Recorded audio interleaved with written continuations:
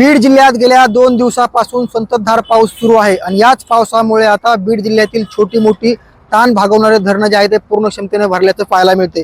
मी सध्याला बीडच्या बिंदुसरा प्रकल्पावरती उभा आहे आणि याच प्रकल्पातून बीड शहराची ताण भागवली जाते। गेल्या 2 दिवसाच्या संततधार पावसामुळे बिंदुसरा प्रकल्प आता पूर्ण क्षमतेने भरल्याचं पाहायला मिळते।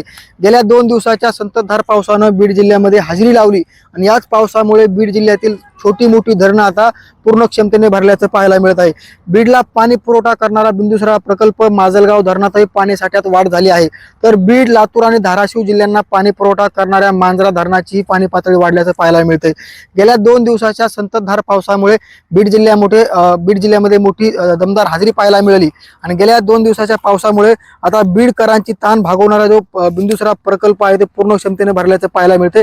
पिण्याच्या पाण्यासह आता शेती पाण्याचा देखील चिंता मिटल्याच्या ठिकाणी चित्र निर्माण झालेलं आहे। बीड जिल्ह्याला दमदार पावसाची प्रतीक्षा आणखी कायम आहे। साम टीव्हीसाठी योगेश काशीद, बीड।